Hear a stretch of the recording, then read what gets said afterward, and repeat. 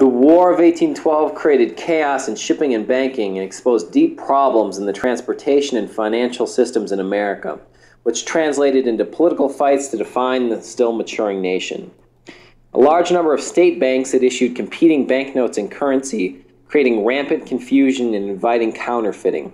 In response, Congress created a powerful second national bank, which pressured state banks to adopt sound and similar banknotes.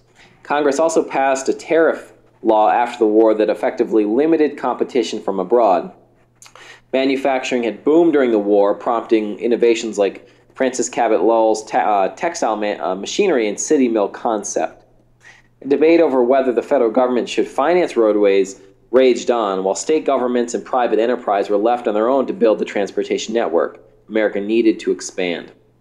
Whether roads were laid or not, northern whites moved west in the Great Migration for three principal reasons.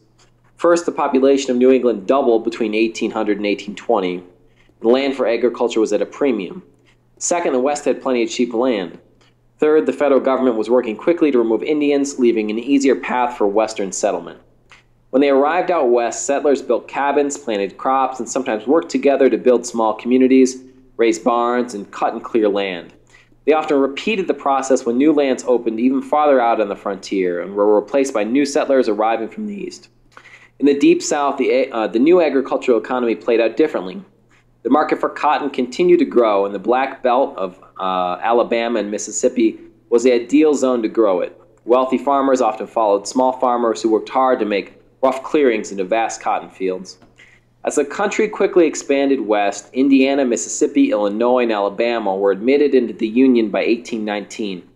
In the Southwest, the independent nation of Mexico created economic ties with western territories like New Mexico. Still farther west, the mountain men of Astor's American Fur Company coexisted with natives and Mexicans while exploring and mapping the regions of the Rocky Mountains.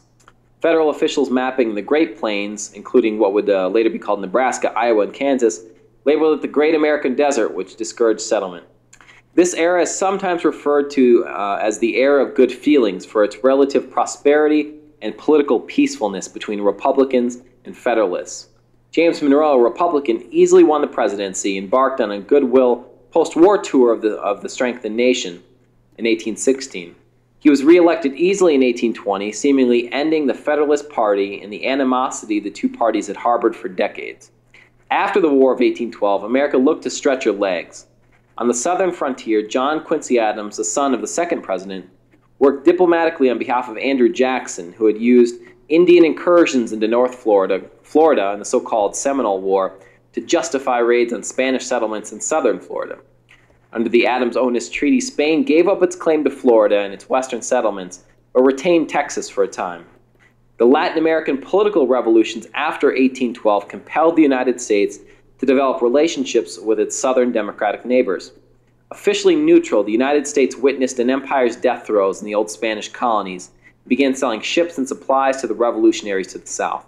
In 1822, President James Monroe recognized Argentina, Chile, Peru, Colombia, and Mexico, making America the first nation to do so.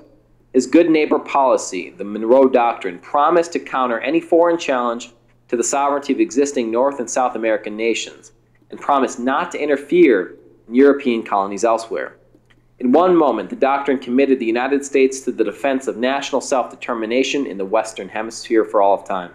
In 1819, the issue of slavery threatened to upset this era of good feelings. Missouri applied for admission into the United States and became the first state forced to align itself with the Free State North or the Slave State South.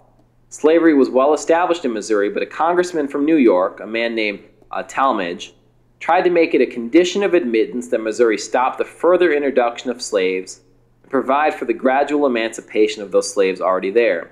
Since the beginning of the Republic, new states typically came into the Union in pairs.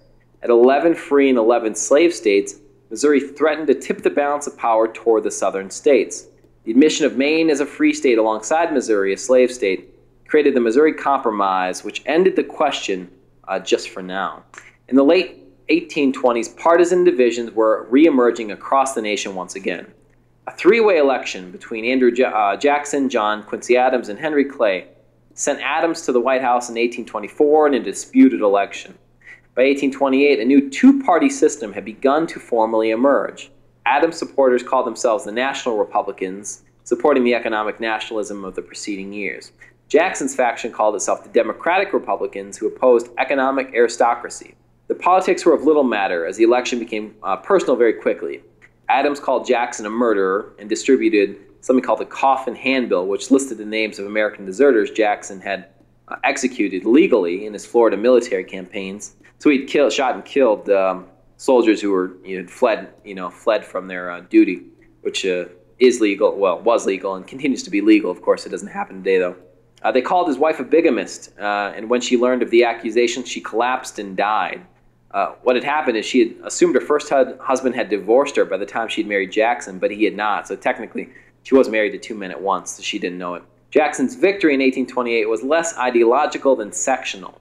Regardless, his supporters championed a new era of democracy, the era of the common man, and joyously swarmed the White House upon his swearing in. They got it all muddy, and they broke windows, and it was crazy. Jackson was very much seen as a man of the people. He represented the older sort of Thomas Jefferson sort of American nation, that earlier vision of an agrarian republic where the federal government existed but was pretty weak. That's the sort of idea that Jackson presumed to represent. We'll find out later, though, he's a very powerful president. I'm going to make a special note here from the book. Chief Justice John Marshall served as Chief Justice of the Supreme Court for 34 years, from 1801 to 1834. And he helped mold the young nation, perhaps more than anyone but the framers themselves.